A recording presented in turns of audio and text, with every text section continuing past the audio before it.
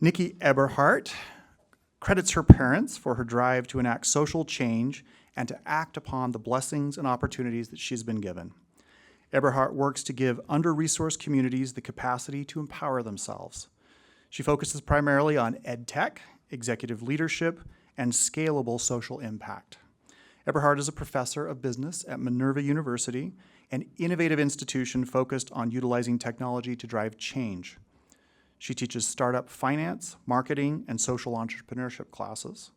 She is also on Delta Airlines' corporate global talent team, where she crafts leadership development and mentor culture strategies. She's an executive team member of various organizations, including EVP Impact E3, EVP Partnerships for UCO, and Talent for Global Citizen, which if you just tuned in last week, just had their annual concert in New York City.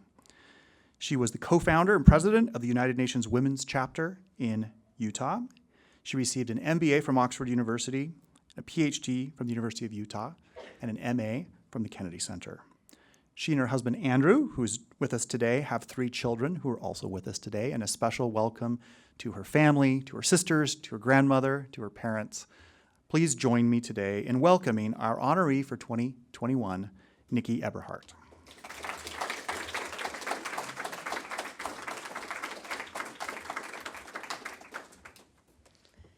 I am honored to be here. It is fantastic to look out and see all of your faces, those whom I know, as well as those whom I have not yet met but hope to connect with in the future. I have to say that being led by Corey Leonard is a wonderful thing.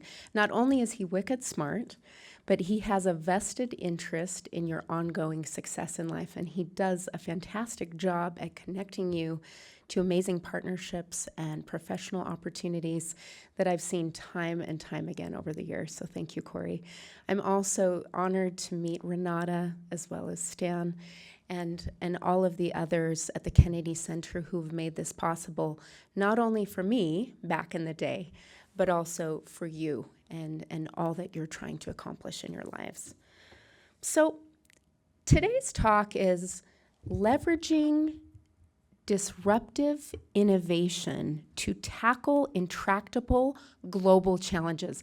Okay, this sounds super jargony, maybe a bit too academic-y, and certainly way too long. I promise you that we are going to unpack this today. We're not only going to unpack it concept by concept, but I'm going to further illustrate using some examples from my professional life to really drill down on what these conceptually mean. Because my goal today, students, is that you walk away with some actionable innovation that you can immediately deploy in your own life so that you can tackle global challenges the way you feel is most meaningful. Over a decade I nearly died scuba diving while in the Yucatan Peninsula. It was an underground cave system. There were no air pockets should I need them. There was no natural light source at all.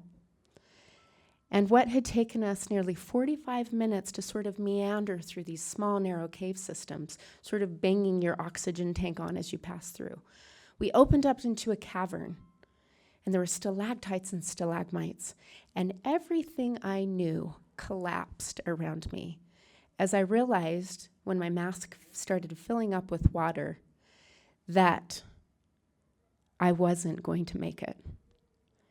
So everything I knew went out the window. I completely panicked. I had a panic attack. And as I flew to the top of the cave and my head is banging on the stalactites, I had 2 thoughts. What have I done in my life? And number 2, have I made a difference? So today I want you to reflect on this. What are you doing in your lives? The long view as well as the day-to-day actions. And secondly, Are you making a difference? If I was to look at my life as sort of a live reel, and let's say we just hit the back button 20 years, what am I going to find? I'm going to be the student like you, sitting in the same room, likely listening to a speaker, imagining what I'm going to do to make a difference in this world. At that time, I was probably sitting next to one of my classmates, the beautiful Tigis Negash from Addis Ababa in Ethiopia. And I was imagining what that was going to be like. Through the Kennedy Center, because of the generous funding they provided me, I will have to say some blessings from above, as well as some serendipitous events. I had the opportunity to bring my sister even to the Altiplano of Bolivia to do work with indigenous people there.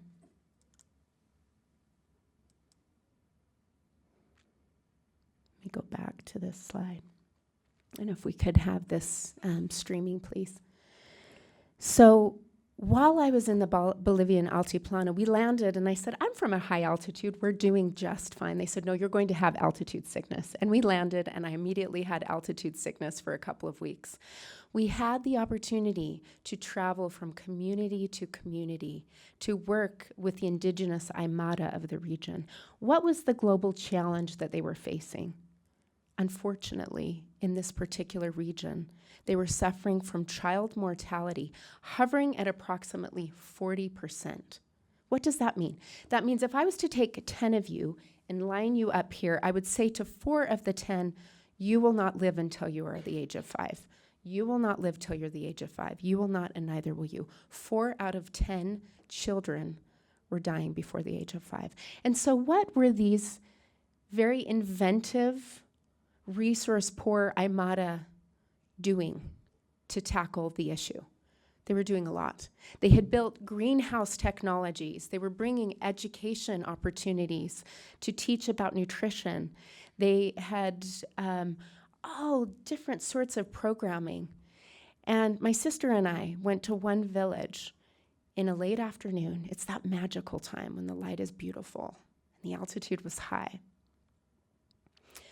And we met with all of the villagers at that time. And the village elder came out with a sack. And he opened the sack after telling us about all of the developments they had been engaged in, these different incremental innovations, we can say, that they had brought to the community. And then he opened up the bag, and out dropped 40 different varieties of papas, which are potatoes, one of the only things that can actually grow at that high altitude. And I thought in that moment, unbelievable. These Aymara know how to innovate, to tackle this global challenge that they have. So I'm going to turn it to you. Let's talk about current global challenges that we face. I want you to think about, as I say to my students, the thing that keeps you up at night, but also gets you out of bed in the morning. What do I mean by that? It keeps you up at night because it's so disconcerting, because it resonates with you, because it may be highly personal to you, because it's hard. But that same global challenge gets you out of bed in the morning because you want to solve for it, because you are so keen to innovate around solutions, to move the needle in all of the appropriate ways. So let me ask you right now, what are global challenges that keep you up at night but get you out of bed in the morning? I'm going to jot some of those down. Just yell it out. Yes. Rising authoritarianism. Okay.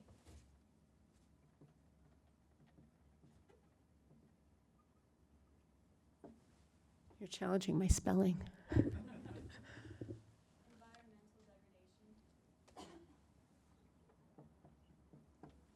be easy, environmental degradation. Authoritarianism was the first. Yes. Food security. Food security.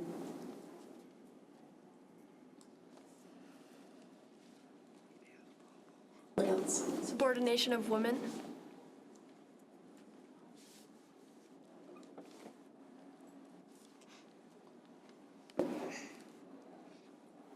What else? The refugee crisis. Refugee crisis is images we see here.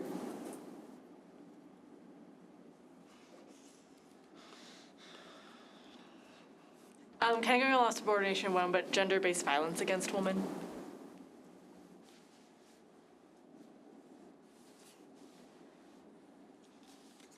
What else? Along those lines, domestic violence.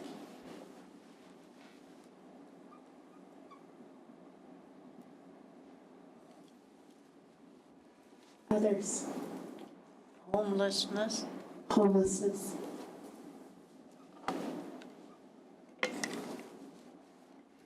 Is there another hand? Educational security. Sorry? Educational security. Educational security. Can you explain that? Making sure that everyone has the opportunity to get an education, no matter gender or their origin. Fantastic.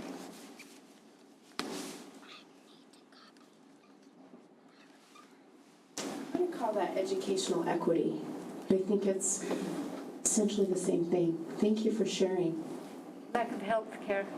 Healthcare crisis. It's just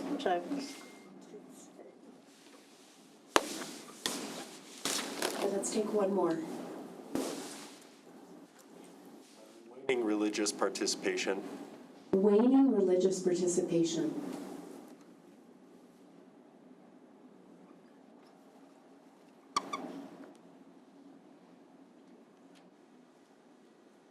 Okay, so as we look over these, you've enumerated so many important global issues, and there are many more, right, if we had more time to chat about it.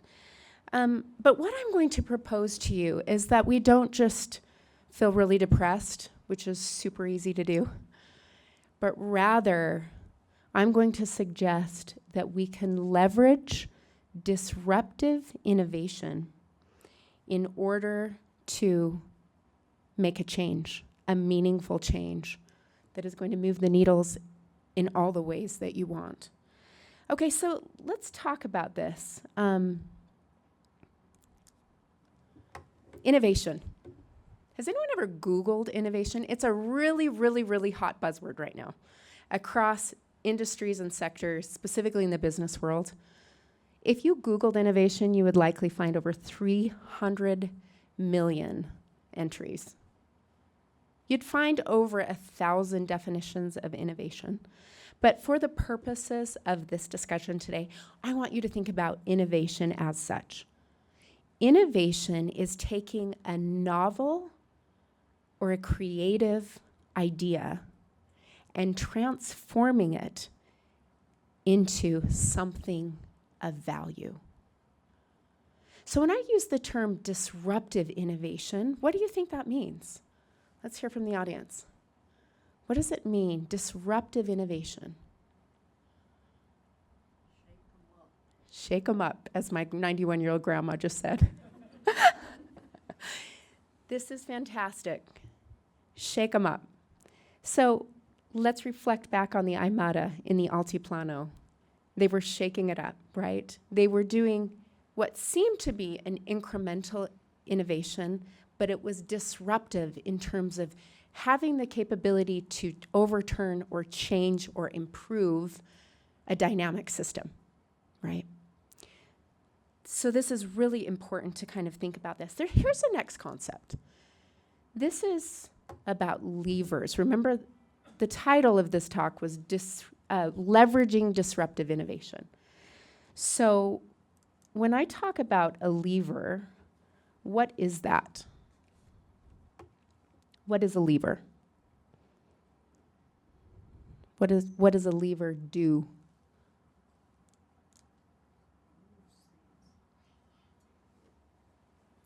Could you go to the next slide?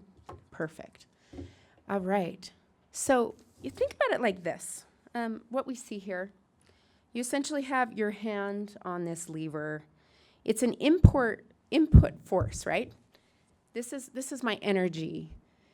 using the force, but what am I doing? By sort of slightly moving, I'm amplifying or strengthening the output force.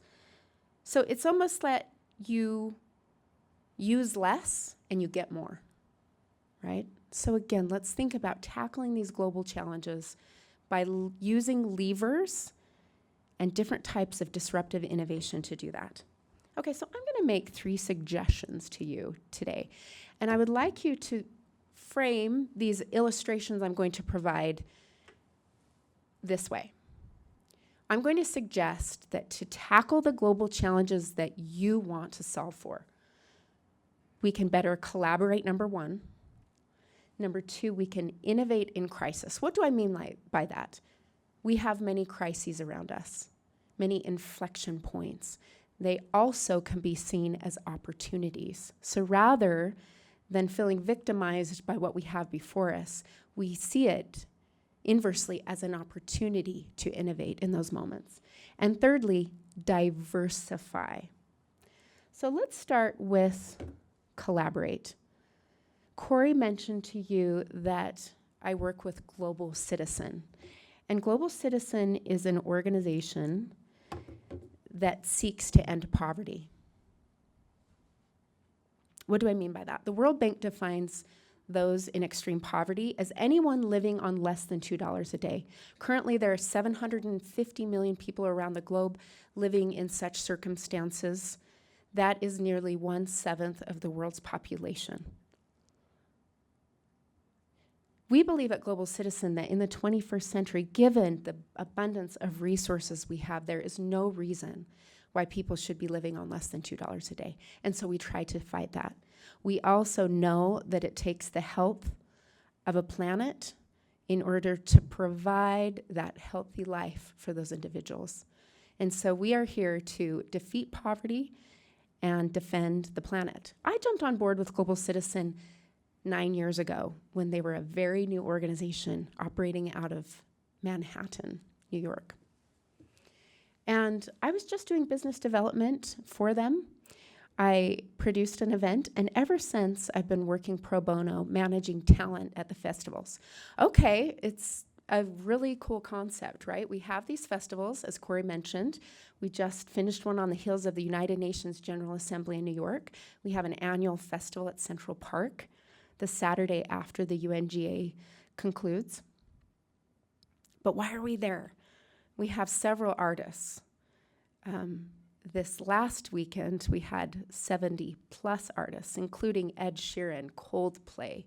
We've had Jay-Z and Beyonce. We've had Elton John, and Stevie Wonder was on the stage for us last week. On and on and on. And that's cool. It's really cool. But it's more than that. What we're trying to do is say we have to tackle these 2 global challenges, poverty and issues on the planet with climate change, in the most effective way. So what are we going to do? We are going to collaborate. And what do you do when you collaborate? You take the stakeholders in a space, anyone who has skin in the game, so to speak, and then you not only enumerate who those are, but you try to find the best partnerships that are going to then maximize what your outcomes want to be. So in this case, we had these festivals. This last weekend, we had Global Citizen Live. Now, we're in the midst of a pandemic. We weren't able to meet last year. So this year, we had funding already locked in prior to run a festival around the world, 24 hours of broadcast live streaming. From Lagos, Nigeria, to Seoul, Korea, to Rio de Janeiro, to Los Angeles, to New York, to Paris, France, right at the foot of the Eiffel Tower, and other locations. And as I mentioned, we had 70+ artists at this event. But it wasn't just the cool concert. We were asking the world to address the climate crisis that's before us. We were asking the world to make a difference in terms of hunger, which one of you mentioned earlier, food security. We were calling for $6 billion to be raised for poor countries that are dealing with the famine as well as the worst of the climate crisis. And so what were the outcomes from that event? We had prime ministers on stage. We had corporate CEOs and founders making commitments in their respective spheres, specifically with their corporate social responsibility, their supply chains, et cetera, et cetera. We had startup founders on stage. And the outcome from this last festival was $1.1 billion, 169 million trees, as well as 60 plus million vaccines sent to the poorest countries. Currently, sub-Saharan Africa has only had less than 1% of their population has been vaccinated, right, to illustrate. And so we had big asks, and we had some amazing outcomes. But it was a drop in the bucket. Was it a meaningful drop in the bucket? Absolutely, but it was still a drop in the bucket. But what I'm suggesting to you is that the power of the global citizen model is not just the strength of the brand. The power of the global citizen model is its ability to collaborate with stakeholders so that everyone comes together and fills a win-win-win scenario. Because we amplify the message, we educate, and we fundraise. We've raised over $50 billion in the last decade. And we've also encouraged digital actions by more than 15 million global citizens. But what I'm saying here is you take a lever, right? Small input, big output, and you use collaboration to do that in a really effective, powerful way. Let's talk about, Let's talk about the next global challenge. As Corey mentioned, I also work for Delta Airlines. And at Delta Airlines, as you know, we have suffered with a pandemic. And it's not good for the business. When people don't fly, when social distancing is required. Last year at Delta Airlines, we lost over $13 billion. Try to wrap your mind around that. $13 billion. So, to put it lightly, we were hemorrhaging. We had discontinued 95% of our international flights, 90% of our domestic routes, and those flights that we were taking, because we had felt it was imperative to encourage the safety of our passengers, we were only booking at 50% capacity. So each flight we took, we were losing money on. Okay, this was the crisis. So what did Delta Airlines do? Let me say as a caveat, we are not perfect. We make many, many mistakes. But we did use this moment in the right ways. It was an inflection point. And we had the chance to take a step back and say, what are we going to do in this moment? Is this going to set us apart as an airline? Are we going to do what we have said we would do with respect to diversity, equity, inclusion, as well as our sustainability as an aviation business? Or are we just going to proceed status quo and try to survive this mess? We chose the former.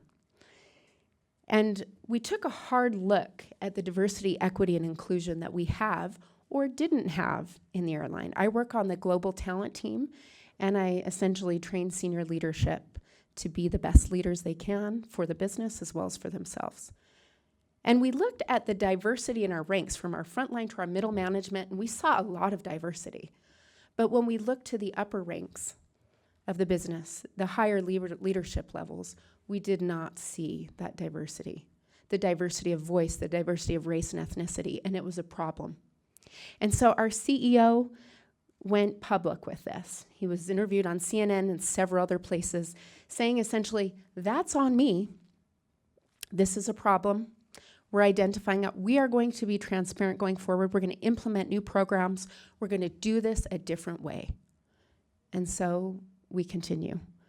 We just hired 5 new people on my team who are specifically tasked with changing hiring practices, with removing glass ceilings, with changing the criteria and the expectations and the way we view diverse voices in our business. And we're trying to change the game. Secondly, sustainability. We said, wow, we're huge carbon emitters as an airline. What are we going to do about this? So prior to the pandemic, we declared our carbon neutrality, and we were one of the first carrier airlines to do this. And I was really proud of us. We actually teamed up with Global Citizen, made these announcements, made some fundamental shifts in the way we operated and the fuel we purchased and the people we teamed up with. But at the end of the day, we realized it wasn't sufficient. So now we've revisited it and we said, actually, the UN is leading out on a campaign and a strategy and a set of policies called #RaceToZero. We're not only going to be part of that, but we're going to lead out in the aviation industry on that. We want to change the game because climate crisis is a global challenge that we're invested in. And we have an obligation and an opportunity and a responsibility to do something about it. So again, the global challenge was the pandemic and the financial hemorrhaging that resulted. And the opportunity was to take the deep dive and the deep reflection and say, what can we do differently with respect to diversity, equity, and inclusion, and with respect to sustainability? So we leveraged some innovations there, and it was pretty disruptive. And we'll try to continue on that path. All right, so the third thing I wanted to talk about, and one of the students mentioned this, education equity, education security, I think you said. We understand at Minerva that not everyone has access to higher education. There we are. And so our startup founder, who's a serial entrepreneur and essentially headquartered in downtown San Francisco, went to venture capitalists and said, hey, there's an issue here. We have completely competent, amazing, skilled students, many from developing countries, who don't have access to high-quality education. We need to change this. And he was able to lock in a lot of funding for this, and we created what just became accredited as Minerva University. So we said, well, we want to be disruptive here about our innovation, right? And we want to use the levers that we have. So we're going to take the most recent in learning science, and we're going to sort of reinvent the way we teach. We have a high-tech platform vis-a-vis our platform that we deliver to our students. And our students hail from over 60 countries. Our faculty is also from all around the world. And it's not just an online university, because once they're admitted, they live in 7 global cities over 4 years. So for all of you at the Kennedy Center, you've done these amazing study abroads. That's essentially what we're trying to provide our students. They live together as cohorts in 7 global cities over 4 years. Now, what I didn't tell you about this model is that the market need was there because either they were getting into Ivy League institutions, but because of visa restrictions and socioeconomic status, they were unable to attend, or the Ivy League institutions had not really raised their admission levels in the last 30 years. So you had this overabundance of qualified students and the misfit in terms of the supply. Too much demand, not enough supply. 80% of our students receive some sort of financial aid. And 44% of those students, their family incomes are less than $25,000 a year. Now, these students are landing jobs with Facebook and Google and Uber and McKinsey, and some of them have pursued policy routes and all sorts of things. But you think about what they came from in terms of the lack of resources. And we said, we're going to disrupt this because at the end of the day, everybody should have access to education. And especially if you set yourself apart as a stellar student, you should be able to study at a high quality institution. And so we've done it that way.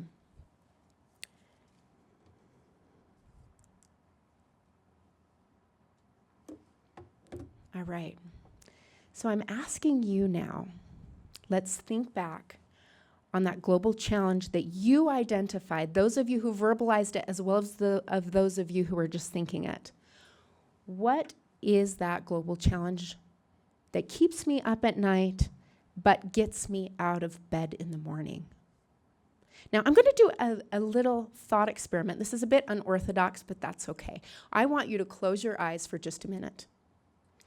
I want you to imagine to yourself what that global challenge is.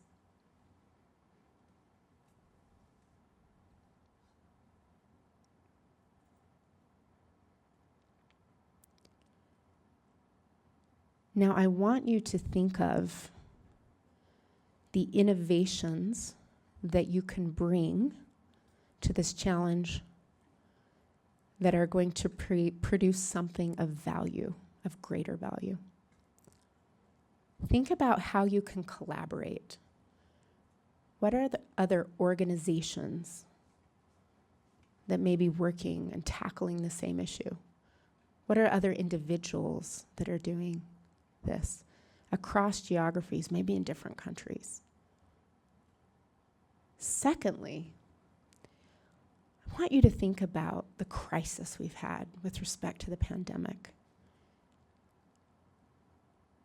How can you leverage this crisis as an inflection point to produce more good?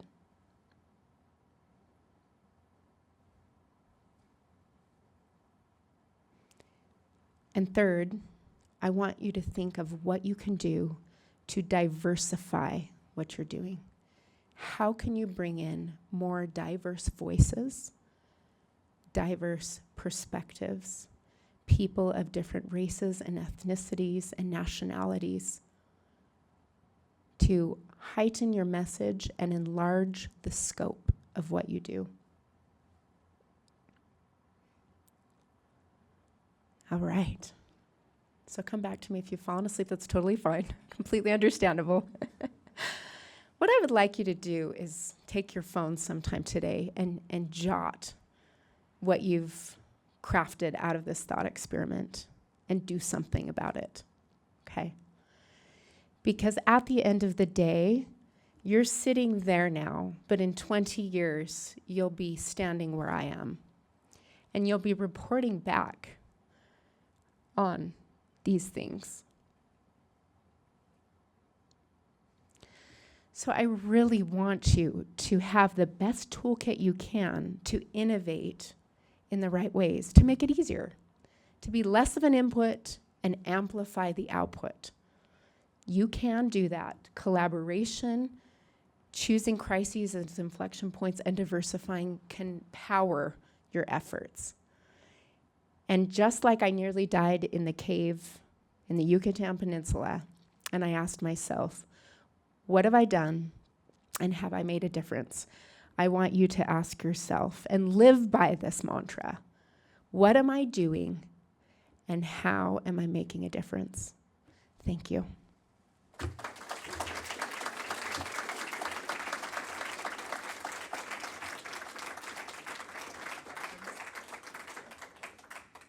So we have a little bit of time. We'd invite you to engage with Nikki and ask some questions. We have a mic here at the front. It's kind of a scary walk up, but please, you can form a line. And then we just invite you to tell us your name and what you're studying so we can get to know you better.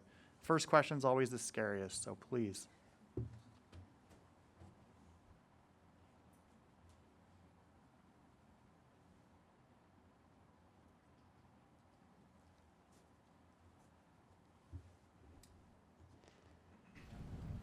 Yay, the brave first student with her laptop.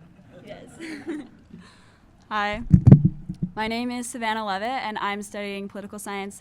And I'm wondering, we saw that you work with a lot of different corporations, and I'm wondering how you've seen those kind of play into each other, and what kind of collective global issues do those unite to face? Does that make sense? Absolutely. It's an excellent question, Savannah. It's a work in progress, let's say. And I would say in terms of a continuum, You find corporations on this end where they're just barely moving the needle or even having the initial discussions. And then you have some really advanced corporations that are doing far better. For example, a Unilever under the former leadership that they enjoyed. And so what are the issues that unite them? Diversity, equity, inclusion is probably one of the primary issues that they're trying to tackle. They realize there's a problem, specifically in corporate America. Sustainability and really identifying one's place with respect to contributing to the climate crisis is also at the forefront of their minds. And I'm encouragingly finding that this whole sort of antiquated notion of profit for profitability is being supplanted by some of the management gurus of the world who are actually pushing for more, saying that you can have hybrid models where you have revenue generation, but at the end of the day, you also have an obligation to society and to the planet. And so what are you doing on that front? And I think because consumer-based companies specifically have to be more transparent, and everything is in real time and feedback is in real time, they also have to tailor their strategies more to the demands of the consumers. And fortunately, with all of you incredible young people, you're demanding more of your companies. It's not just a product to you, it's an experience. It's not just a product, it's how well they do in the world and how well they navigate the issues that matter to you. And you represent that in the way you spend your dollars. And so I think even if ill-intentioned, at the end of the day, they understand that they have to transform in order to be relevant to their consumers. Thank you, Savannah. Hey, I'm Jenna Adams. I study theater, and I have a minor in international development. So it seems like a lot of what you've been doing is trying new methodologies. Some things may fail, some things may succeed. So how do you stay motivated when the projects that you work on do not play out successfully? You're identifying such a reality. I mean, listen, it's interesting in Silicon Valley where you have all these startup founders. I mean, it's almost part of the culture. They call it fail fast. But they will brag about all of the failures, and then at the end they'll sort of just throw in, and then I had this, 10x exit from this, amazing business. I think first of all it takes the mind frame, right? To have a growth mindset that you say, it may come across as a failure to some, but at the end of the day, I tried to push for this policy, right? And I utilized all of these different stakeholders, or in the case of international development, nonprofit partners. Excuse me. But at the end of the day, it didn't work out. But what were the learnings, right? Because I think we often learn more from our failures than we do from our successes. So beginning to sort of take note of what those failings were, and then you're stronger the next time around, right? I would argue that it's rare that we have a dismal failure where nothing good came of it. Instead, focus on what good did come of it and what you learned from the failure so the same mistake is not made next time. In fact, you'll innovate in a better way the next time. Is that too abstract or is that helpful? Well, I think it's great to hear all of your successes. But for example, you said the goal was to raise $6 billion for the organization, but you did not meet that goal. So how do you approach that then after not raising the goal that you were going for? Excellent. It's great. Thank you for making this tangible. Right. $6 billion was a big goal, right? We hit 1.1. So now what do? Well, you leverage what you have. You have these stakeholders in the space. You have tens of millions of global citizens keeping them accountable for the commitments they've made. And you say, this is the beginning of the journey. But now we have all of this buy-in from all of you. Therefore, let's get going. And the messaging is around that too. We celebrate this Global Citizen Live Festival. It was let's take one hot second to celebrate the wins, and then let's quickly move on to what needs to be done.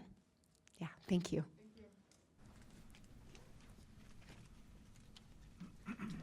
Hi, my name's Carly. I'm not technically still a student. I graduated in archaeology earlier this year.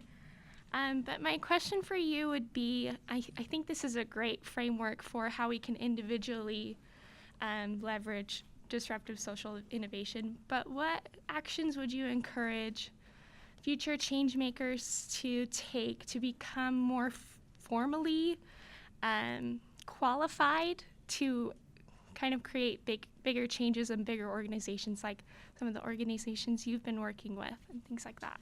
Thank you for that question, Carly. That's a really thoughtful analysis. I mean, I would say, you know, we got different units of analyses, right? As you mentioned, we have the personal, and we can make commitments, just like I did when I was in a cave dying, that we're going to do more. But what do we do? And this is really reflective of the time of life you're in, right?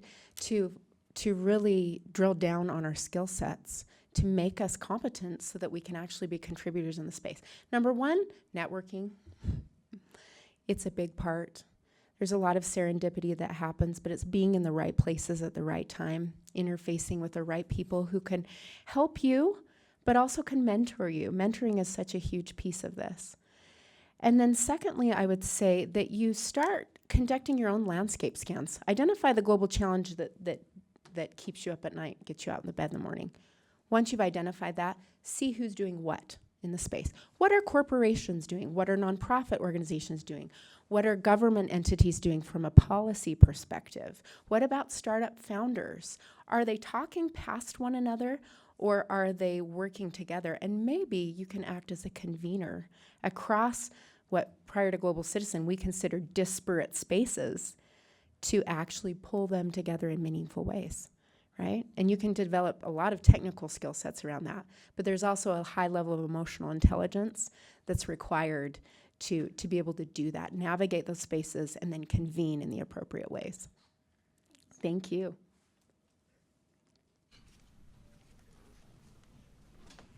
My name is Tucker. I'm studying finance with a minor in social impact. My question's kind of similar, but more than anything else, I was thinking about the impact you've been able to have throughout your career. And we're taught a lot at BYU about the motivation side and the ability side. So I was curious if you could speak to a little bit about the skills that you developed in college at BYU, both hard and soft, that have allowed you and kind of prepared you for a successful career, a very impactful career, and just so that we could try to model or follow some of those same skills and develop them as well. Thank you, Tucker. That is so tactical and very appropriate. You're wearing a Cotopaxi mask right now. And finance with a minor in social impact, that's a powerful combination. What were the skill sets I developed at the Kennedy Center? Well, again, it's been a couple years. But what I remember is, number one, creating the right messaging around getting the buy-in I needed. So I had to work with an existing organization that was boots on the ground in Bolivia. And so I had to message that appropriately, and I had to create a sense of winning for this organization so that they wanted to partner with me. In terms of the harder skill sets, I mean, it's being fluid in terms of the way you communicate, both in written word as well as verbally. For you, if you're in the finance space, you know, if you're going to be a Davis Smith of the future, you need to understand the financing side of things, but you're certainly going to need to be able to sell the message effectively like he did. I mean, they just locked in Bain Capital, I think, as one of for their Series C funding. Takes a lot of that, right? And so the hard skills, the technical skills, I mean, in finance, you've got that. And it's a great program here at BYU. But marrying that, you know, I did my MBA at Oxford after Kennedy Center, in part because I knew I was shifting to business, but I needed to understand the business lexicon. I needed to understand the logic of business in order to communicate effectively. And so I think you're doing that. You've got 1 foot here, 1 foot here, and you're bridging those spaces. Many of you, from what you're explaining to me, you've got your foot in different spaces. So figuring out how to unify those in a way, both with respect to the hard skills you develop, you know, what kind of a killer presentation you can create to amplify your message, to, you know, analyzing the finances of a business and seeing what's viable, are all going to be helpful. Thank you so much. You're so welcome.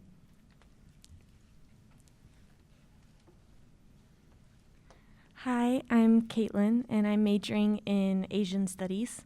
The question I had was, you've mentioned all these major organizations that may have the means to help, but how do they actually connect with and get involved with the individual communities that need that help? This is an excellent question. It's something I didn't mention. When I say Global Citizen has raised over $50 billion, most of the money never went through our hands. We provided a megaphone, an ability to amplify the message, and a platform.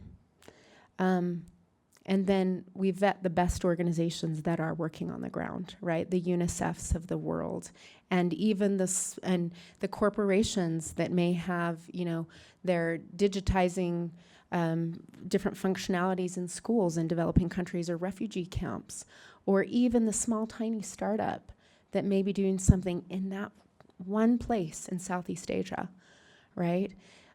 So we vet based on metrics, and increasingly, for those of you who choose to go into the nonprofit sector, it's not okay just to have some cool testimonials and a few bits of anecdotal evidence.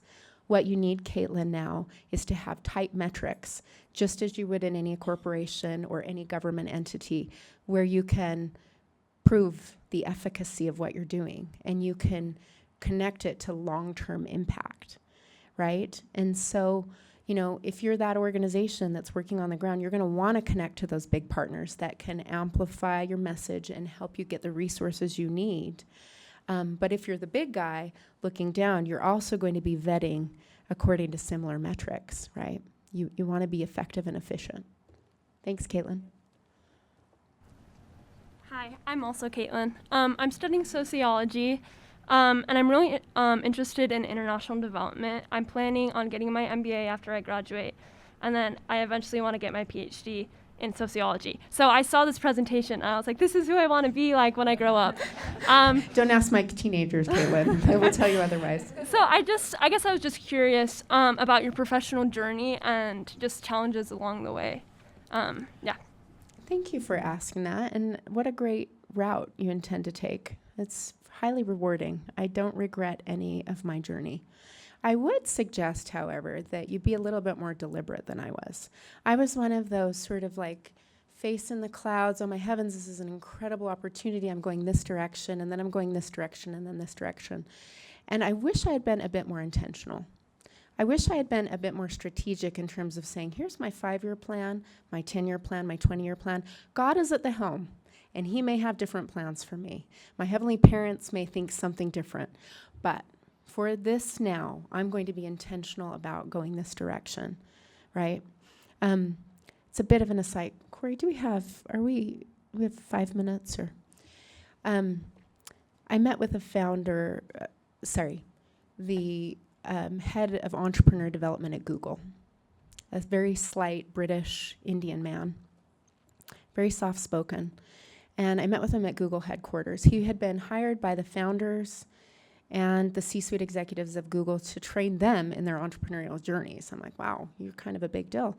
And he looked over my resume and he said, Nikki, you have all these sort of disparate pieces that make perfect sense to me, but I could see people critiquing that and saying, was it directionless or whatever? And he said, in each of those, were you intentional about what you were doing, and did you have a purpose? And I looked over and I said, most of them. And he said, then you know what you should say to them if they critique you on this? And I said, what? He said, say thank you, because you've been true to your purpose. So, with respect to what you're doing, pursue where your love is, what resonates with you, and what's important to you, but be intentional about that path, understanding that you might get sidelined or you might have inflection points where you'll make a total shift, and that's good and that's okay. You may have those failures that we just talked about, and that's also okay, but being intentional is helpful. Thank you. Mm-hmm. Hi, my name is Mikkel Drummond, and I study environmental science, sustainability, and international development. I had 2 questions for you, but the former Caitlin was intelligent enough to ask mine first and got up here first. But it was just about bridging the gap between top-down approaches in global companies like yours and grassroots engagement in the communities that you're actually working in. But you've covered part of that. No, I love this question because there is a divide. And although, we can paint a rosy picture at the end of the day, there still is a big divide. So there are what we call in business world small to medium-sized enterprises that are somewhere in the middle, right? And you have government entities that may be sort of a spin-off of this, or they're doing innovation in that way. And they may bridge that divide. But I would suggest to you, if you're on the boots on the ground, startup, smaller side, that you look as much as you can with making connections with the right brands, the right organizations, and those that have money in the coffers. We hate to say that, but that is the truth at the end of the day, right? In order to strengthen what you're doing. Because I can tell you from the top-down perspective that they're increasingly looking to find those small partners. For example, our diversity, equity, inclusion at Delta Airlines, we are committed to diversifying our supply chain. We're looking for women-owned and people of color-owned businesses that we can team up and partner with, right?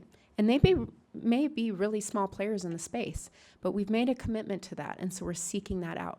So I would suggest to you, again, from putting your the small player hat on, you identify which organizations are doing that, and then you just reach out to them. Lovely, thank you. And then for my second question, our faith is very family-centric, as well as our education system here. And you have a family of 4 children? 3. 3 It feels children. like 5, though. Okay, and you are obviously rocking it in your professional career. So how have you been able to strike a balance? How have you been able to go to Bolivia for weeks on end while raising children at home? This is a great question, and I'm glad because I give the chance to shout out to my amazing family who's here. I've never had a nanny. Many people do, but I've had incredible family support. My husband is so supportive of everything I do. He's my greatest cheerleader, and he's really good at stepping in. We tag team a lot, and he does it well. I have sisters and sisters-in-law who have kids, my kids' ages. They have always supported me. They have been my greatest backers, and they're willing to take my kids at the end of the day when I'm working a 16-hour shift or I have to fly to Delta headquarters in Atlanta. And they have made that possible. I have parents who have always empowered me to think outside the box. I never felt constrained, and I know many women do. And I want to help change that. But in my own personal life, I have been gifted with a family that has been incredible to enable me, because behind any decent leader, you have a really powerful cast that's basically doing all the work. And so that credit goes to my family. Well, thank you. Sorry, last question. My name's Jackson. I'm studying urban planning. My question's also already been mostly answered, but there's so many issues and problems in the world, and each of them is complex enough to spend a lifetime tackling, and yet you've been able to tackle multiple throughout your career. So my question is just, how have you been able to personally balance the need and the desire for breadth with the need and the desire for depth? Love that. The constant issue of breadth versus depth. Well, you're an urban planner, right? So you already know what your lane is, generally. Find a lane or a couple of lanes. And then I think as life is, it ebbs and flows, right? So there will be times when breadth is all you can do. I'm in a breadth mode. I wear a lot of hats and probably none of them well, but I have to be okay with that because those are the demands that are placed upon me currently.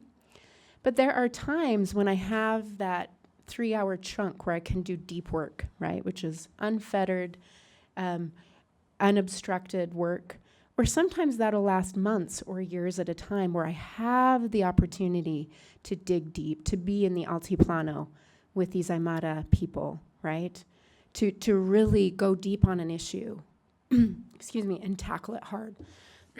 And so at the end of the day, I think it's just going to be what the demands of life place on you, coupled with where your interests lie and what you have capacity to do. Like, always be cognizant of your own mental health and where you're at.